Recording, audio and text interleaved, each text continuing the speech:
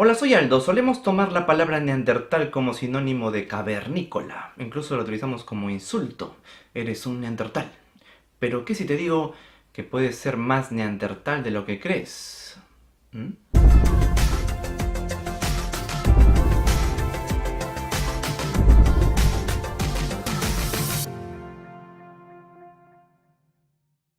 Acabo de terminar de leer este libro, Que vuelva el rey, de Helen Pilcher.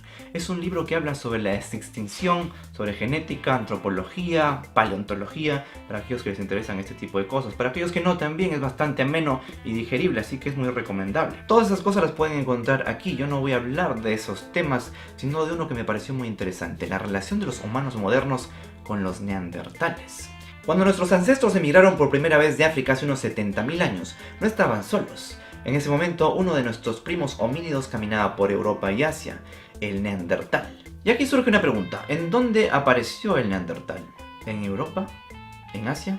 No, en ninguno de los dos. Los estudios indican que, al igual que otros humanos, los neandertales se originaron en África, pero emigraron a Eurasia mucho antes que otros humanos. Denisovianos, Homo sapiens y neandertales descendemos de un ancestro común por aquí.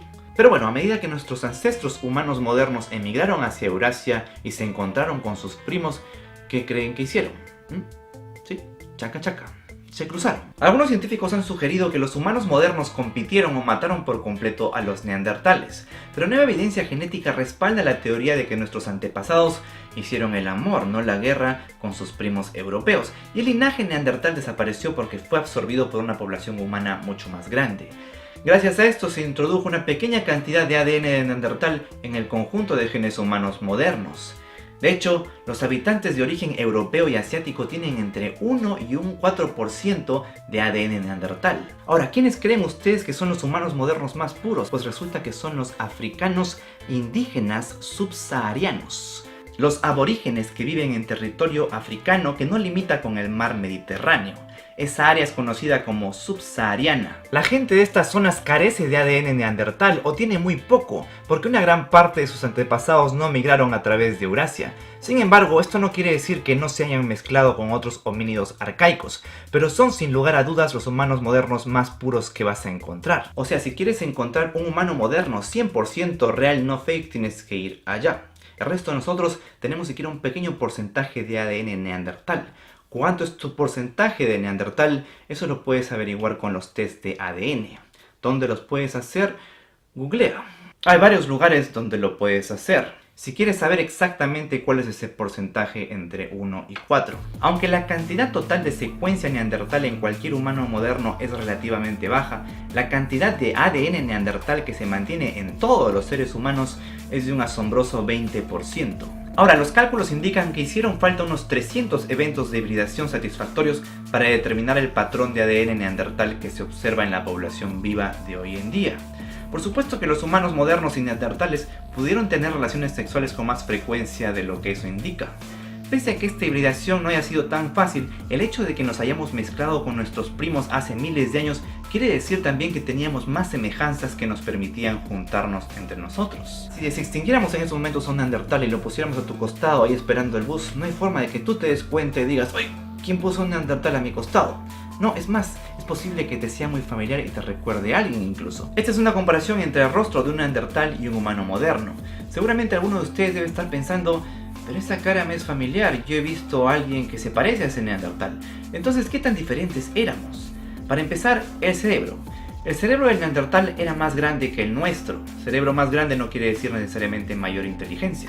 Necesitas más cerebro para controlar más masa muscular, y los neandertales tenían mucha más masa muscular que nosotros. Se puede deducir esto por el grosor de los puntos de unión muscular en su esqueleto. Se piensa que tenían aproximadamente la misma proporción de masa cerebral que la masa corporal que tenemos nosotros.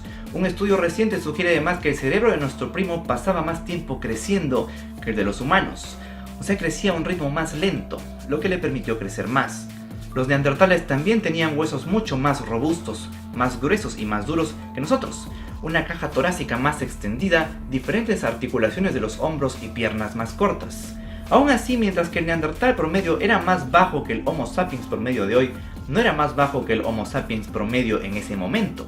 Nuestra altura promedio ha aumentado debido a una mejor nutrición, pero hace miles de años éramos tan chaparros como ellos. Entonces las diferencias físicas no eran tan notorias como para que un padre le diga a su hija: ¿te metiste con ese neandertal?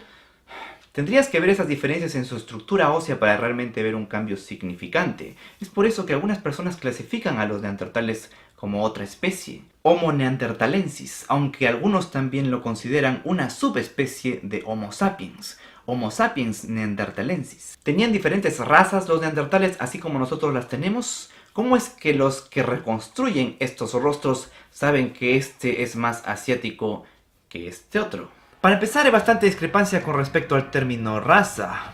Hay una opinión mayoritaria entre los especialistas en que es inadecuado el uso de este término para referirse a cada uno de los diversos o diferentes grupos humanos, y se considera que es más apropiado utilizar los términos etnia o población para definirlos. Más aún, muchos científicos consideran que para referirse a seres humanos biogenéticamente, las razas no existen, tratándose solo de interpretaciones sociales.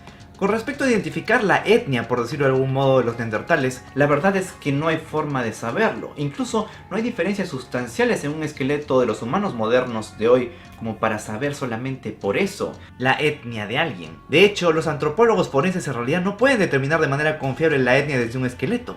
Es más, la práctica de inferir la etnia a partir de los huesos también es un tanto controvertida. La disciplina tiene sus raíces en la práctica pseudocientífica del siglo XIX de utilizar las medidas del cráneo para demostrar la superioridad intelectual de los caucásicos. Pero la metodología ha mejorado desde entonces, claro. Cuando los investigadores desarrollan una hipótesis sobre la variación racial, llevan a cabo pruebas en cientos o miles de cráneos de ancestros conocidos para probar su fiabilidad. También prueban su propia consistencia mirando los mismos cráneos varias veces en diferentes órdenes para asegurarse de que usualmente siguen la misma estructura y formas. Aunque lo que normalmente hacen es suponer la que probablemente haya sido la etnia más común en el lugar donde se encontró. Un esqueleto idéntico se agruparía en blanco, negro, asiático, dependiendo de dónde se encuentre.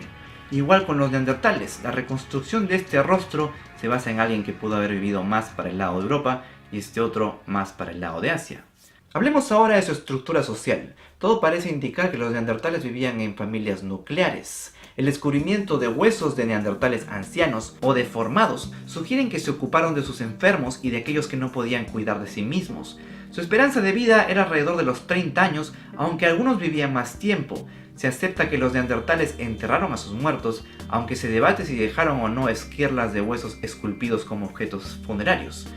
O sea, se debate que haya habido un culto a los muertos de su parte. No se puede confirmar que tenían lenguaje, aunque el gran tamaño de su cerebro y su complejidad lo hacen posible. Una muestra de ello es la fabricación de herramientas y armas. Utilizaron herramientas de piedra similares a las usadas por otros humanos primitivos como hojas y raspadores hechos de escamas de piedra. Con el paso del tiempo crearon herramientas de mayor complejidad utilizando materiales como los huesos y astas.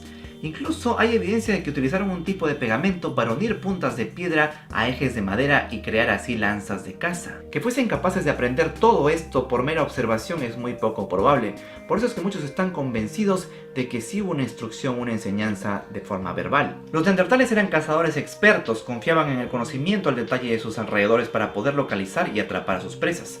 Hace falta más de uno para derribar a un mamut, así que es probable que los neandertales se comunicaran entre ellos para discutir técnicas de caza.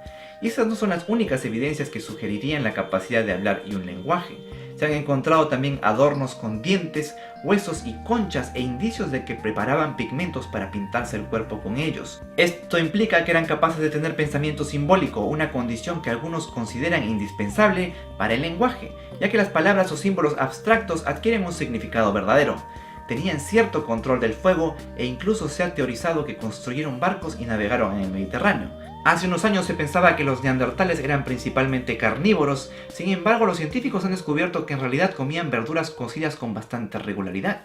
De acuerdo a lo expuesto, todo parece indicar que los neandertales no eran tan diferentes a nosotros los humanos modernos. Y aquí surge otra pregunta muy interesante, ¿eran los neandertales humanos?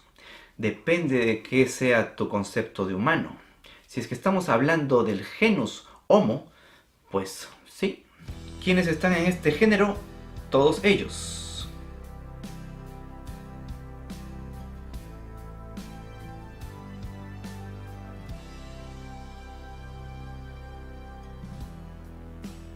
Y otros más, incluido el neandertal, por supuesto. Ni qué decir para aquellos que consideran al neandertal como una subespecie de los otros. Para otro, ser humano es mucho más complejo que eso. Es ser capaz de cumplir con ciertas características como pensar, amar, reflexionar, crear e interactuar con otras especies, leer, escribir, crear sistemas de pensamientos y doctrinas religiosas. Pero tú, ¿qué piensas? ¿Hay suficiente material como para crear un debate? Aquí abajo en los comentarios, antropólogos, es su turno. Por mí eso ha sido todo, gracias por ver este video y hasta la próxima.